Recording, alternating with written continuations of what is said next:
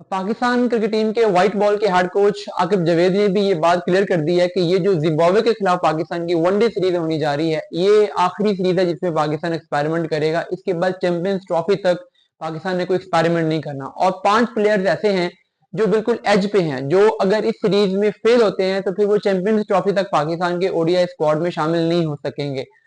तो इन 5 प्लेयर्स में जो पहली स्लॉट है वो तो ओपनिंग की स्लॉट है। देखिए, अभी फखर जमान के बारे में आकिब जावेद ने ग्रीन सिग्नल दे दिया कि वो पाकिस्तान के साउथ अफ्रीका के टूर में पाकिस्तान की जो ओपनिंग स्लॉट है उसमें खेलेंगे। और फखर जमान जब एक दफा पाकिस्तान टीम में आ जाएंगे तो चैंपियंस ट्रॉफी तक फिर उन्हें कोई हटा नहीं सकता। इसका मतलब है कि पाकिस्तान ने फखर जमान के साथ एक और ओपनर दूसरा खिलाना है। तो अभी जो पाकिस्तान की ओपनिंग जोड़ी है साइम अयूब की और अब्दुल्ला शफीक की, ये ओपनिंग जोड़ी अगर परफॉर्म नहीं करती, इनमें से अगर कोई एक प्लेयर परफॉर्म कर जाता है और दूसरा परफॉर्म नहीं करता, तो जो प्लेयर परफॉर्म कर जाएगा वो फखर के साथ ओपनिंग पे कंटिन्यू करेगा और जो परफॉर्म नहीं करेगा वो पाकिस्तान टीम से बाहर हो जाएगा। अभी तो ये तो हो सकता है कि पाकिस्तान की प्लेइंग 11 से बाहर हो, पाकिस्तान के स्क्वाड में वो शामिल रहे, लेकिन साउथ अफ्रीका के टूर से पाकिस्तान ने जो अपना ओपनिंग कॉम्बिनेशन बना लिया, फिर पाकिस्तान चैंपियंस ट्रॉफी तक उसी ओपनिंग कॉम्बिनेशन को मेंटेन करेगा। यानी जो भी प्लेयर फिर तीसरा बेंच पे होगा वो बेंच पे ही रहेगा, उसको पाकिस्तान की प्लेइंग 11 में चांस नहीं मिलेगा अगर कोई प्लेयर इंजर्ड नहीं होता या कुछ इस तरह का नहीं होता। तो इस लिहाज से दोनों ओपनर्स बिल्कुल एज पे हैं। ये सीरीज दोनों के लिए इंपॉर्टेंट है कि कौन इनमें से जगह बचा पाता है और कौन इसमें से बाहर होता है।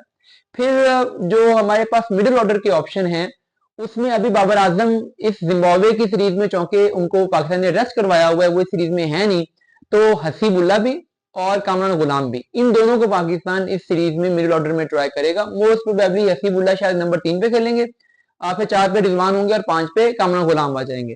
लेकिन इन दोनों में से जैसे ही बाबर आजम पाकिस्तान ओडीआई टीम में आएंगे, और ओबियसली उन्होंने आना है, वनडे रैंकिंग के नंबर 1 बैट्समैन है, चाहे अभी रिसेंट फॉर्म जैसी भी चल रही है, तो जब बाबर आजम नंबर 3 पे आएंगे तो फिर इन दोनों में से एक बंदा अपनी जगह खाली करेगा, और वो कौन होगा? जो इस सीरीज में परफॉर्म नहीं करेगा।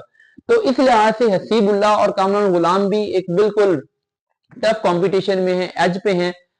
इनमें से एक बंदे को बचाना पड़ सकता है। एक और सिचुएशन भी हो सकती है कि अगर ये दोनों ही परफॉर्म नहीं करते, यानी कामरान गुलाम भी परफॉर्म नहीं करते और हसीबुल्ला भी परफॉर्म नहीं करते, और ऊपर से दोनों ओपनर्स परफॉर्म कर जाते हैं, यानी साइम भी परफॉर्म कर जाते हैं और अब्दुल्ला शफीक भी परफॉर्म कर जाते हैं, तो फिर होगा ये कि फखर जमान ओपनर आ जाएंगे और साइम और अब्दुल्ला में से किसी एक को, मोस्ट प्रोबेबली अब्दुल्ला शफीक को नंबर 3 पे ले जाया जाएगा और बाबर 4 पे खेल लेंगे। और ये जो दोनों मिडिल ऑर्डर के बैट्समैन है, यानी हसीबुल्ला भी और कामरान गुलाम भी, ये दोनों ही पाकिस्तान टीम से बाहर हो सकते हैं। तो इस लिहाज से ये दोनों भी बिल्कुल क्लोज एज पे हैं। इनमें से कोई भी प्लेयर जिम्बाब्वे टीम के जिम्बाब्वे टूर के बाद पाकिस्तान की ओडीआई टीम से बाहर हो सकता है। तो ये सीरीज इन दोनों के लिए भी बहुत इंपॉर्टेंट है। फिर जो तीसरा इसमें स्लॉट है वो स्लॉट है पाकिस्तान की स्पिन बॉलिंग का। देखिए, अभी इब्रार को पाकिस्तान लेके गया है, पाकिस्तान के एक्सपीरियंस स्पिनर है, पिछले 1.5-2 साल में पाकिस्तान इब्रार पे बहुत इन्वेस्ट किया है। आल्दो के इब्रार ने उस तरीके से डिलीवर नहीं किया, लेकिन अभी भी उम्मीद है कि पाकिस्तान के पास जो स्पिन बॉलिंग ऑप्शन अवेलेबल है व्हाइट बॉल के लिए, उनमें से शायद सबसे बेहतर इब्रार ही हैं, क्योंकि नोमान या साजिद हैं वो टेस्ट बॉलर हैं, व्हाइट बॉल के बॉलर नहीं है। बाकी जो कासिम अकरम आ रहा है, उसामा मीर पहले है, अराफात मिन्हास है, उनके मुकाबले में इब्रार को ज्यादा हाई रेट किया जाता है। तो इब्रार के पास ये जो सीरीज जिम्बाब्वे वाली सीरीज है ये बड़ी इंपॉर्टेंट है। यहाँ पे बॉल टर्न होगा, यहाँ पे उनको हेल्प मिलेगी। अगर वो यहाँ पे आउट करते हैं तो वो आगे कंटिन्यू कर सकेंगे, बट अगर वो इस सीरीज में भी परफॉर्म नहीं करते, यानी टर्निंग पिचेस पे फेवरेबल कंडीशन में वीक ऑपोजिशन के सामने भी अगर उनकी विकेटें ना मिली, तो फिर शायद पाकिस्तान उनको ओडीआई और टी20 खिलाने का आइडिया स्किप कर देगा, और फिर पाकिस्तान जो नए ऑप्शन हैं फैसल अकरम, अरफात मिन्हास, सुफियान मुकीम, उनके साथ जाने को प्रेफर करेगा और उनको आगे जाके चांस देगा। तो इसलिए इब्रार भी बिल्कुल एज पे हैं। जो बाकी 2 स्लॉट्स पाकिस्तान में हैं वो फास्ट बॉलिंग की हैं। पाकिस्तान ने शाहीन अफरीदी को इस सीरीज में रेस्ट करवाया है, पाकिस्तान ने नसीम शाह को इस सीरीज में रेस्ट करवाया है, और ये दोनों बॉलर ऐसे हैं जो अल्टीमेटली पाकिस्तान टीम में आएंगे। यानी आकिब जावेद कह चुके हैं कि ओडीआई में तो हम एक्सपीरियंस के साथ ही जाएंगे। तो इन दोनों को हमने रेस्ट करवाया, ये आएंगे। हो सकता है कि टी20 में पाकिस्तान इनको अभी कुछ अर्सा ना खिलाए और कोई डोमेस्टिक क्रिकेट से या कुछ इस तरह का एक्सपेरिमेंट करता रहे, बट ओडीआई में पाकिस्तान अगली सीरीज से इनको लेके आएगा और फिर चैंपियंस ट्रॉफी तक कंटिन्यूसली ये पाकिस्तान के ओडीआई स्क्वाड का पार्ट रहेंगे। तो अब उन्होंने आना है, तो जाहिर है जो पाकिस्तान की करंट टीम में से 2 पेसर्स हैं उन्होंने बाहर होना है।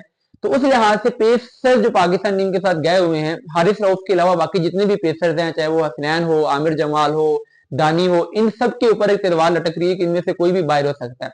लेकिन पेसर्स की एडवांटेज ये जरूर है कि चूंकि पेसर्स की इंजरीज होती रहती हैं, वर्कलोड मैनेजमेंट की वजह से रोटेशन भी होती रहती है, तो शायद उनके लिए एक दफा बाहर होकर वापस आना आसान होता है।